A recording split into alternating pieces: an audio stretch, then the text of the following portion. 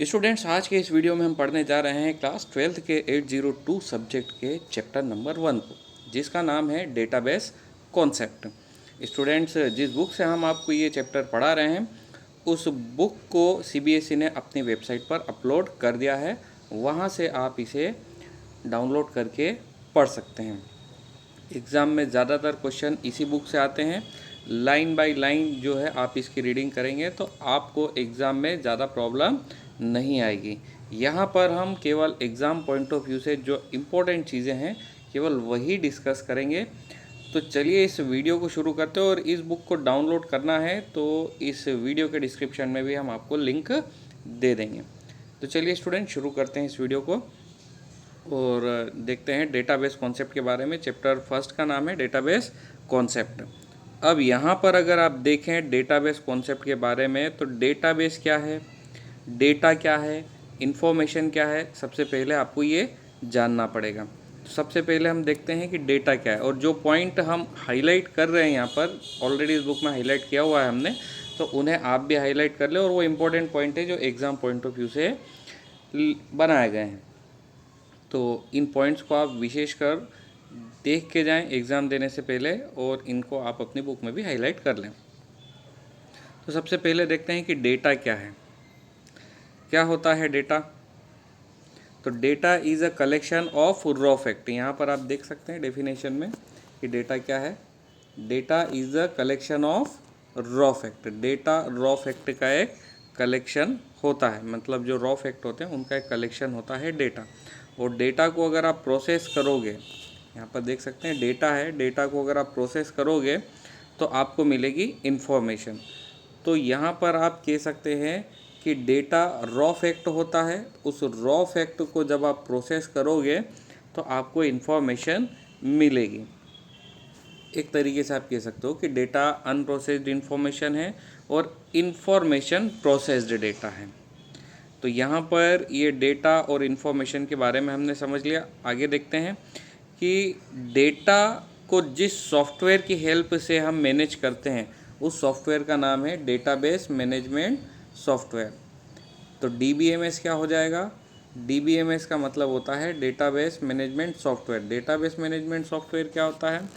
ये वो सॉफ्टवेयर होता है जिसकी मदद से हम डेटा को मैनेज करते हैं।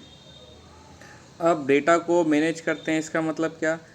इसका मतलब ये है कि डेटा को मैनेज करते हैं, इसका मतलब ये है कि जो टास्क हमें दिए हुए होते हैं डेटा के अंदर उसको मैनेज करना। Simplify the task of managing the data and extracting useful information out of it.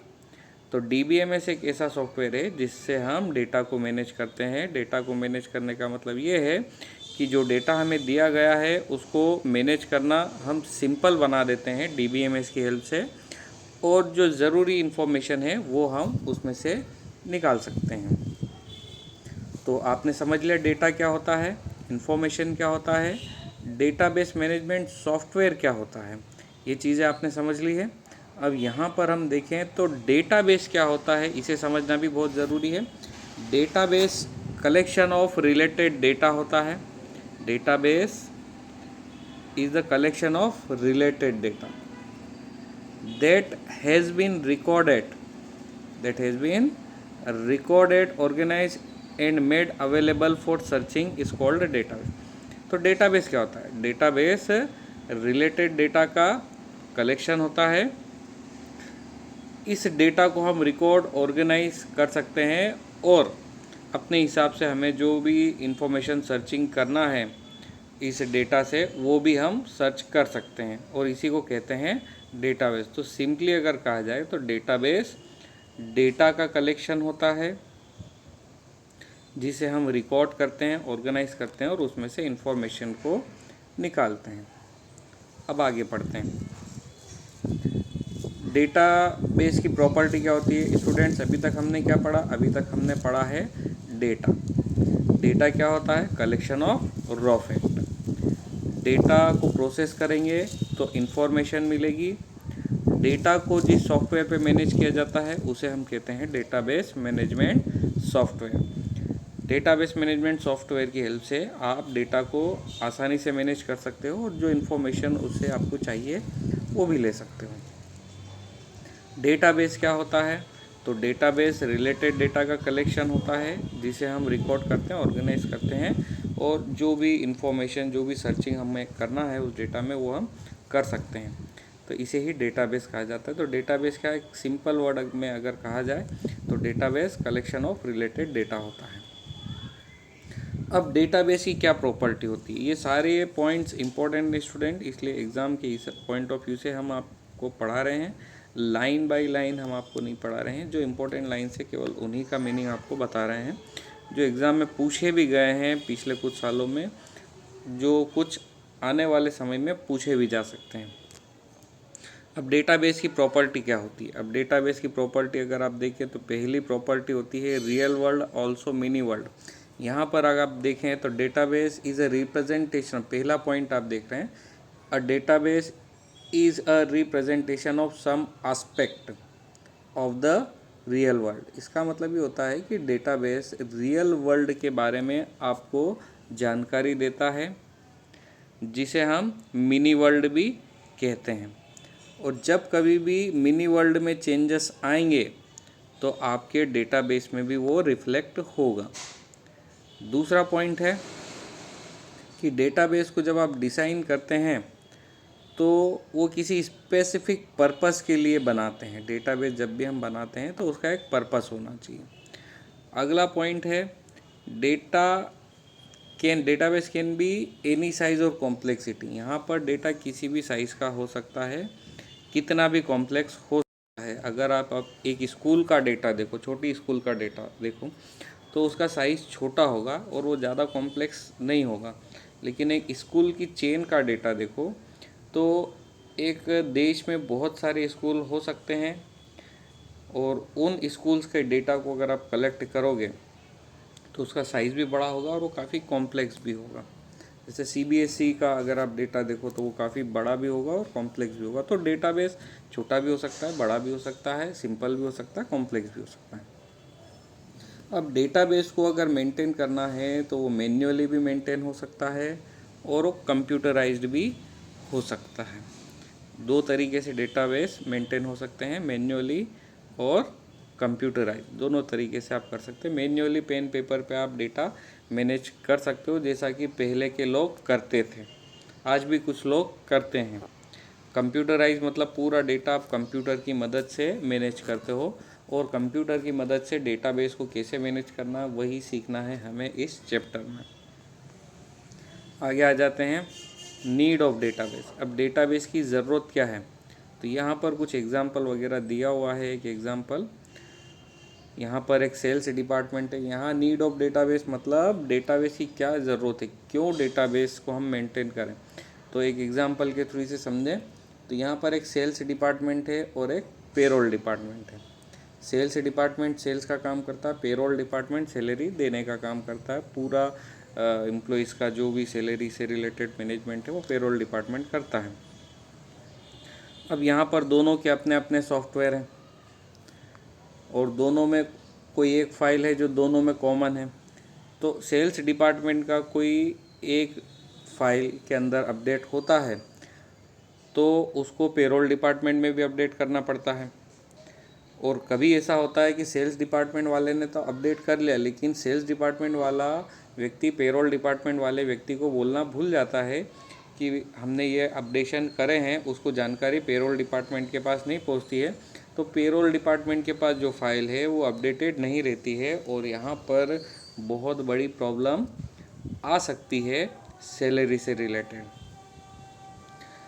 तो यहाँ पर अगर हम देखें तो यहीं पर इस चीज़ की ज़रूरत रहती है। अगर ये डेटा ऑर्गेनाइज होता, कनेक्टेड होता, रिलेटेड होता, तो जैसे ही सेल्स डिपार्टमेंट अपनी फ़ाइल में चेंजेस करता, ऑटोमेटिकली वो चेंजेस पेरोल डिपार्टमेंट में हो जाता। तो यहाँ पर हम कह सकते हैं कि अगर डेटाबेस सॉफ्टवेयर की मदद से यहाँ पर मैनेज किया जाता तो ये गड़बड़ी नहीं होती। अब यहाँ पर एग्ज़ाम में आपको क्या लिखना है वो आप देखें। तो यहाँ पर ऐसी गड़बड़ी होती है तो यहाँ पर ये तीन चीज़ें हो सकती है। तो अगर आपको नीड ऑफ डेटाबेस आता है तो एग्ज़ाम में लिख सकते हो कि ये तीन चीज़ें अवॉइड करने के लिए हमें डेटाबेस की ज़रूरत पड़ती है, डेटाबेस मैनेजमेंट सिस्टम की ज़रूरत पड़ती है, DBMS की ज़रूरत पड़ती है। सबसे पहला क्वेश्चन आपका यहाँ पे ये आता है कि DBMS का फुल फॉर्म क्या है, डेटाबेस मैनेजमेंट सॉफ्टवेयर या फिर डेटाबेस मैनेजमेंट सिस्टम, आप कुछ भी लिख सकते हैं। यहाँ पर DBMS की ज़रूरत क्यों पड़ती है, तो DBMS की ज़रूरत इन 3 चीज़ों को अवॉइड करने के लिए पड़ती है। सबसे पहला है डेटा रिडंडेंसी, दूसरा है डेटा इनकंसिस्टेंसी और तीसरा है डेटा इंटीग्रेशन। पहला है डेटा रिडंडेंसी, दूसरा है डेटा इनकंसिस्टेंसी और तीसरा है डेटा इंटीग्रेशन। तो इन चीज़ों को अवॉइड करने के लिए हम डेटाबेस मैनेजमेंट सॉफ्टवेयर का उपयोग करते हैं। अब यहाँ पर ये 3 चीज़ें क्या हैं, जैसे डेटा रिडंडेंसी क्या है, तो यहाँ पर आप देख सकते हैं same information is stored more than one file. अगर एक ही इंफॉर्मेशन एक से ज़्यादा फाइल में स्टोर की गई है तो वहाँ पर हम कहेंगे कि यहाँ पर डेटा रिडंडेंसी की प्रॉब्लम आ रही है, क्योंकि एक फाइल में अपडेट होगा डेटा तो दूसरी फाइल में वो अपडेट नहीं होगा जब तक कि उसे मैन्युअली अपडेट न किया जाए, ऑटोमेटिकली अपडेट नहीं होगा। तो एक ही फाइल अगर आप अलग अलग जगह पे स्टोर कर रहे हो तो यहाँ पर स्पेस का तो वेस्टेज होगा ही होगा, साथ में जो डेटा आपस में अपडेटेड रहता है वो नहीं हो पाता। और वही पॉइंट है अगला वाला, डेटा इनकंसिस्टेंसी। डेटा इनकंसिस्टेंसी मतलब सभी जगह डेटा एक जैसा नहीं। जैसा पहले पॉइंट में हमने देखा कि डेटा अगर एक से ज़्यादा जगह पर स्टोर किया हुआ है तो एक जगह जो डेटा में अपडेशन होगा वही अपडेशन दूसरी जगह भी होना चाहिए। एक जगह आपने जो चेंजेस किए हैं, एक फाइल में जो चेंजेस किए हैं, एक जगह जो चेंजेस किए हैं वही चेंजेस दूसरी फाइल में भी होना चाहिए। और दूसरी फाइल में चेंजेस जब होगा जब आप मैन्युअली करोगे, तो इस कंडीशन में डेटा कंसिस्टेंट नहीं हो पाएगा, एक जैसा डेटा नहीं मिलेगा आपको हर जगह। तो इसी को कहते हैं डेटा इनकंसिस्टेंसी। और तीसरा है लैक ऑफ डेटा इंटीग्रेशन। तो यहाँ पर डेटा इंटीग्रेट नहीं हो पाता। इंटीग्रेट नहीं हो पाता मतलब आपने एक फाइल 4 अलग अलग जगहों पे स्टोर करी है और वो चारों फाइल अगर एक दूसरे से रिलेटेड है, कनेक्टेड है, लिंक है, तो एक फाइल में आप चेंजेस करोगे तो वो चारों जगह, एक जगह आप चेंजेस करोगे तो चारों जगह ऑटोमेटिकली चेंज हो जाएगा। बट अगर लिंक नहीं है तो नहीं हो पाएगा। तो यहाँ पर इसे हम कहते हैं डेटा इंटीग्रेशन। अगर डेटा इंटीग्रेट होता है तो जो चेंजेस एक जगह आप करोगे वही चेंजेस सभी जगह आपको देखने को मिलेंगे। और अगर डेटा इंटीग्रेटेड नहीं है तो यहाँ पर वो चेंजेस देखने को नहीं मिलेंगे, आपको चारों जगह पर मैन्युअली उसे अपडेट करना पड़ेगा। तो यहाँ पर इन 3 चीज़ों को अवॉइड करने के लिए हम डेटाबेस मैनेजमेंट सॉफ्टवेयर का यूज़ करते हैं। यही आपको लिखना है, नीड फॉर अ डेटाबेस में। डेटाबेस की नीड क्यों है उसमें हमको लिखना है। तो अब अगले वीडियो में हम पढ़ेंगे डेटाबेस मैनेजमेंट सिस्टम के बारे में। यहाँ पर कहीं पर सिस्टम लिखा है, कहीं पर सॉफ्टवेयर लिखा है, दोनों ही चीज़ें सही हैं, कोई प्रॉब्लम वाली बात नहीं है।